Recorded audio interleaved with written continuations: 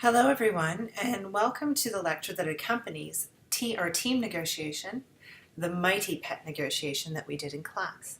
This will be a brief review that corresponds with the reading, the assigned reading that you can download from the library that's from the Harvard Business Review. I'll give you that reference at the end of this short lecture. So some of the things I want to highlight regarding the group or team negotiation are, first of all, the challenge of team negotiations. So you may have had even small amounts of internal conflict within your negotiation. This means that this is more prevalent when each person has a different role. In this particular negotiation, we were all kind of playing very similar roles. There was no differentiation between roles.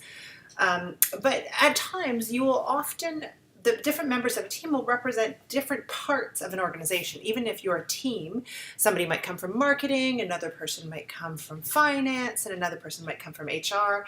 And when you put these people together, they really have different priorities. They represent different sets of interests. And this can lead to a little bit of internal conflict. Meaning that everybody's jostling to have their positions and interests met within the negotiation, and not that the positions are necessarily conflicting. Often there's an overarching shared goal. They can sometimes be conflicting, but they can also sometimes, the conflict can be in the priority. So what priority do we give different aspects of the negotiation? So first and foremost, to meet this challenge within a team negotiation, there's a need to understand each team member's interests, to go through and have a discussion before the negotiation among each team member so that everybody understands where our priorities lie, where our overlap is, where the areas of conflict are, and that perhaps as a team we can come to a point of determining what we can agree as being our collective priorities. Now, you might find that this structure, this way of doing negotiations, actually leads to another complexity.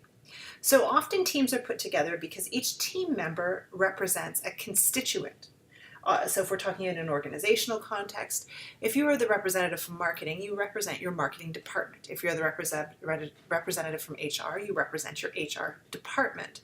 And that means that you come to the negotiation somewhat in the similar feeling as an agent, where you're feeling as though you represent other people, you represent their interests, and so you're less willing to move on certain issues because you feel you always have to understand and represent the views of your constituency.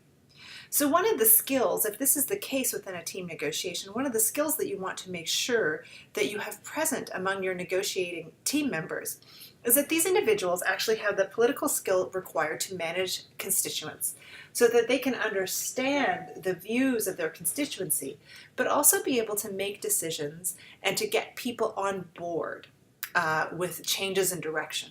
So people who would be able to talk to their constituency up front to understand the will of the group, but then throughout the course of the negotiation to understand the ways in which their group might be flexible or movable, determined based on what you learned during the process of negotiation. So now that I highlight that there are these issues within team negotiations, why do we do team negotiations in the first place?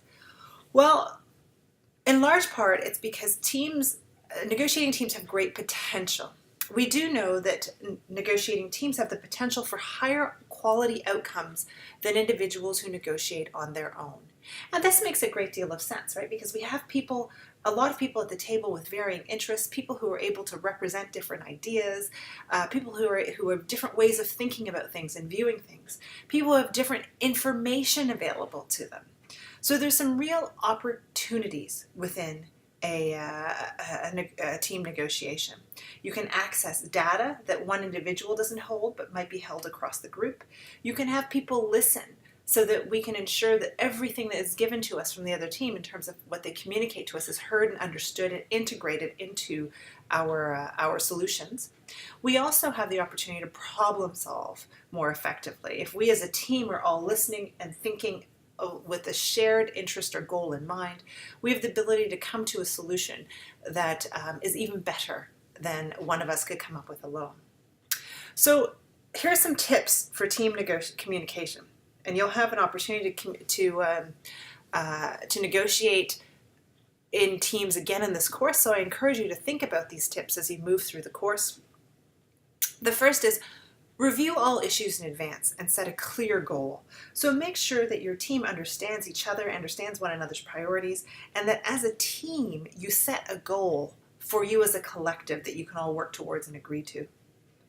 Establish a clear communication plan. So make sure that as a team you understand one another, that you have clear ways of communicating ideas to one another, and that you're working together effectively. You may do this in part by assigning roles. Sometimes in negotiating teams, it's clear that there's a leader, a person who has greater legitimate power within a negotiation, or greater negotiating skill, and you might put that person as your leader. But sometimes it's not clear. There could be a bit of jostling for who's going to be the lead within a negotiation. These are all things that need to happen in advance. But having a negotiation lead can really be a benefit to you, because then it allows the other people to fill other very important roles, such as those discussed already. Somebody who listens intently and takes notes. Somebody who is actively collecting and referencing data and resolving data with the conversations that are going on. All of these things, as somebody this may have been beneficial to you within the Mighty Pet negotiation, somebody who's a lead later in the negotiation, so you could switch off the lead. So somebody who leads most of the process, leads the value creation process, and then another person who comes in for value claiming, depending on your sets of skills and who's more effective at different parts of a negotiation. Before you come to the table as a team, you'll want to agree on what a good deal looks like, and be flexible about what the possibilities are, so that you know the range of deals that are acceptable to you as a group. And that being said, sometimes you cannot discuss everything at the table with your team members, and you have to have a protocol for sidebar negotiations. How will we leave the table, and what are the reasons why we might leave the table in order to communicate with one another in closed quarters? So these are some of the things that might help you as you begin to think about negotiating within team contexts. We'll build on these skills in our final negotiation, Snapple, or actually the best stuff on earth, where we will have an opportunity to negotiate in a very similar team once again. All right, I hope you enjoyed your team negotiating experience. The reading that goes along with this negotiation can be found online through the library at Harvard Business Review. It is called How to Manage Your Negotiating Team, and it's Brett et al., September 2009. Thank you very much, and I look forward to seeing you in class. Take care.